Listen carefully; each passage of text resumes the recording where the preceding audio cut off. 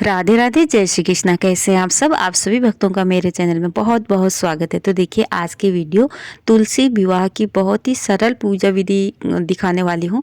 आप इसको अपने छत में भी कर सकते हैं, बालकनी, आंगन में, जहाँ भी आपकी जगह है वहाँ पे कर सकते हैं। अगर जगह नहीं तो आप अपने घर के मंदिर में भी इसको कर सकते हैं। तो देखिए, मैं इसको आपको छत में करके दिखा रही हूँ, तुलसी विवाह। तो बहुत ही सरल विधि है। तो ये विवाह करना बहुत ही शुभ होता है, आप ज़रूर से करें। आप व्रत रख के भी कर सकते हैं, नहीं तो व्रत नहीं भी रखते हैं तो आप वैसे भी कर सकते हैं। आप इसको देव उठनी एकादशी के दिन भी कर सकते हैं। नहीं, अगर उस दिन नहीं करना चाहते हो तो आप किसी कारणवश टाइम नहीं है तो आप देव उठनी एकादशी से पूर्णिमा तक किसी भी दिन कर सकते हैं। तो 2024 में देव उठनी एकादशी 12 नवंबर को है, तो उस दिन भी ये पूजा कर सकते हैं। तो देखिए, पहले तो तुलसी माता का विवाह शालिग्राम भगवान जी के साथ कराया जाता है। अगर आपके घर में शालिग्राम जी नहीं है तो आप विष्णु भगवान जी के किसी भी रूप के साथ करा सकते हैं। आप विष्णु भगवान जी की फ़ोटो प्रतिमा ले सकते हैं, कृष्ण भगवान जी को ले सकते हैं। यहाँ पे मैं अपने लाला के साथ तुलसी माता का विवाह करके दिखाऊंगी आपको। आप चौक मार लें, वहाँ पे गेरू से या हल्दी से आपको रंगोली बनानी है। यहाँ पे आप देखिए, मैंने यहाँ पे रंगोली बनाने के बाद तुलसी माता का गमला विराजमान करा। फिर मैंने यहाँ पे चौकी रखी, चौकी में पीला वस्त्र बिछाएं और कृष्ण भगवान जी को और दीप कलश, या आप यहाँ पे श्री कलश का भी स्थापना कर सकते हैं। और गणेश जी की स्थापना जरूर से करें, क्योंकि विवाह में सर्वप्रथम गणेश जी की पूजा होती है और कलश स्थापना होती है, तभी विवाह किया जाता है। तो देखिए, मैंने यहाँ पे दीप कलश स्थापना की है, तो मैं दीपक प्रज्वलित कर लूँगी। और सबसे पहले आप यहाँ पे भाव का स्नान कराएं। लड्डू गोपाल जी को पहले ही आप स्नान करा सकते हैं, सुबह ही आप पंचामृत से स्नान उस दिन जरूर से कराएं। तो देखिए, यहाँ पे मैंने भगवान जी को स्नान करा लिया था। फिर मैं यहाँ पे चौकी में विवाह करके दिखा रही हूँ आपको। और इसके बाद हम सर्वप्रथम टीका लगाएंगे। आप गणेश जी की पूजा, कलश की पूजा आप सर्वप्रथम करें। और देखिए, मैंने यहाँ पे कन्हैया को भी टीका लगा लिया है। आप अक्षत ना चढ़ाएं उस दिन, आप तिली चढ़ाएं। रोली, चंदन, तिली चढ़ा दें गणेश जी को। और यहाँ पे वस्त्र भी कलावा पहना दें, जनेऊ पहना दें और दूब घास चढ़ा दें, पुष्प चढ़ा दें। और गणेश जी को अलग से भोग लगा दें। आप लड्डू या कोई फल का भोग लगा सकते हैं, क्योंकि भगवान जी के भोग में तुलसी पत्ते डालते हैं तो गणेश जी को भोग नहीं लगता है। तो गणेश जी को हमको अलग से भोग लगाना चाहिए और भगवान जी को, लड्डू गोपाल जी को या विष्णु भगवान जी को अलग से भोग लगाए। तो देखिए, यहाँ पे हम गणेश जी की पूजा हो गई है। अब हम सर्वप्रथम तुलसी माता में जल सींचेंगे। अगर आप एकादशी के दिन पूजा कर रहे हैं तो आप उस दिन जल ना सींचें, क्योंकि एकादशी के दिन तुलसी माता में जल नहीं डालना चाहिए, क्योंकि तुलसी माता का व्रत होता है। तो देखिए, अगर आप द्वादशी से पूर्णिमा तक किसी भी दिन ये पूजा करेंगे या विवाह करेंगे तो उस दिन आप जल सींच सकते हैं। तो मैं यहाँ पे जल नहीं सींचूंगी, क्योंकि मैं एकादशी की आपको पूजा दिखा रही हूँ। और इसके बाद विवाह में सर्वप्रथम हल्दी की रस्म की जाती है, तो हम हल्दी लगाएंगे। आप हल्दी ज़रूर से समर्पित करें तुलसी माता को, विष्णु भगवान जी को या लड्डू गोपाल जी को, शालिग्राम जी को आप हल्दी लगाएं। तो हल्दी लगाने के बाद मेहंदी लगाई जाती है। तो मेहंदी बहुत शुभ माना जाता है, मेहंदी लगाना। तो आप ऐसे तुलसी माता के पत्तों में मेहंदी ज़रूर से लगाएं। आप चाहो तो अपने लड्डू गोपाल जी के हाथों में भी मेहंदी लगा सकते हैं। तो देखिए, यहाँ पे मैंने तुलसी माता को मेहंदी भी समर्पित कर दी है।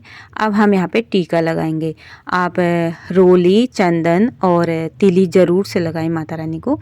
और माता का अच्छे से श्रृंगार भी कर सकते हैं आप। यहाँ पे उनको चुनरी पहना सकते हैं, लहंगा पहना सकते हैं। अगर आप लाए हैं, आपने बनाया है तो ज़रूर से पहनाएं। तो यहाँ पे मैं चुनरी समर्पित कर दूँगी मैया को। कम से कम चुनरी तो ज़रूर से समर्पित करें, नहीं तो आप पूरा श्रृंगार कर सकते हैं। यहाँ पर उनको मंगलसूत्र, चूड़ी, सिंदूर सब चीज़ समर्पित किया जाता है तुलसी विवाह के दिन, देव उठनी एकादशी के दिन। तो देखिए, यहाँ पे मैं श्रृंगार भी समर्पित कर दूँगी। आप चाहो तो 7 या 16, 11 कितना ही मतलब समर्पित कर सकते हैं श्रृंगार, नहीं तो अपने सामर्थ्य के अनुसार ज़रूर से समर्पित करें। अब फिर हम यहाँ पे वरमाला की रस्म करेंगे। आप तुलसी माता के हाथों से छुआ के कन्हैया को वरमाला पहनाओगे और कन्हैया के हाथों से छुआ के तुलसी माता को वरमाला पहनाएंगे। 2 माला ले आएँ आप एकादशी के अगले दिन, पुष्प ले आएँ। अपने घर में आप ये माला बना सकते हैं। तो वरमाला की रस्म भी हो गई है। और इसके बाद यहाँ पे हम सिंदूर, मांग भरने की रस्म करेंगे। आप चाहो तो चांदी के सिक्के से मांग भरी जाती है। अगर आप चांदी का सिक्का से नहीं भरना चाहते हो, कोई भी कॉइन ले लें आप, सिक्का ले लें, 1 रुपये का, 2 रुपये का।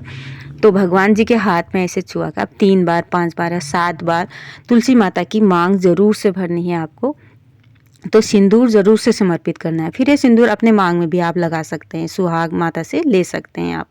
और इसके बाद गठबंधन किया जाता है। आप चाहो तो गठबंधन 2 कपड़े ले लें, एक लाल वाला और एक पीला वाला। उसमें थोड़ा आप दक्षिणा रखें, पैसा रखें और सुपारी रखें, उसमें गांठ लगा दें। उसको गठबंधन का स्वरूप मानते हैं।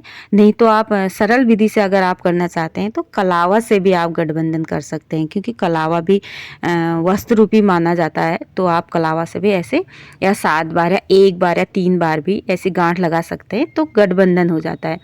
तो इसके बाद हम यहाँ पे मिठाई समर्पित करेंगे, भोग समर्पित करेंगे, ऋतु फल जरूर से समर्पित करें, जैसे कि सिंघाड़ा और आंवला, कोई भी मौसमी फल, सेब, केला, 1 लोटा जल समर्पित करें। यहाँ पे गन्ना भी जरूर से समर्पित करें। सभी में तुलसी दल डाल देंगे। आप गन्ने का मंडप भी बनाया जाता है उस दिन, तुलसी विवाह के दिन। अगर आपको इतना गन्ना नहीं मिलता है तो थोड़ा बहुत तो दस्तूर के लिए ज़रूर से यहाँ पे गन्ना रखें। गन्ना बहुत शुभ माना जाता है। सिंघाड़ा, गन्ना और आंवला ये तो ज़रूर से होने चाहिए तुलसी विवाह की सामग्री में। तो ये ज़रूर से समर्पित करें। और जो भी मौसमी फल हैं वो भी चढ़ा सकते हैं हम यहाँ पे। और तुलसी विवाह की कथा सुनी जाती है। हाथ में तिली और पुष्प ले लें, आप यहाँ पे कथा सुने।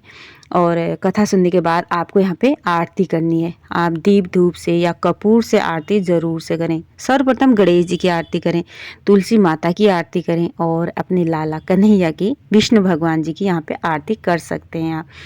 तो ऐसे आप विवाह करें। आप अगर एकादशी के दिन विवाह करते हैं तो तुलसी माता में जल नहीं चढ़ाएं। अगर आप के यहाँ चढ़ाया जाता है तो तब चढ़ा सकते हैं, नहीं तो तुलसी माता में एकादशी के दिन जल नहीं चढ़ाया जाता है। तुलसी माता व्रत रखती हैं एकादशी के दिन। और इसके बाद आपको यहाँ पे 7, 11 या 5, 101 परिक्रमा करनी है तुलसी माता और कन्हैया सबकी।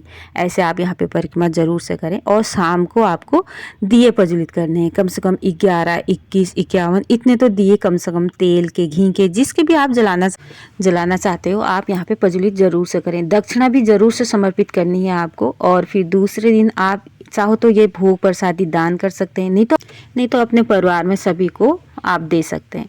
तो राधे राधे दोस्तों, यही थी छोटी सी वीडियो पसंद आती है तो लाइक करना, शेयर करना, कमेंट करना और मेरे चैनल को सब्सक्राइब करना।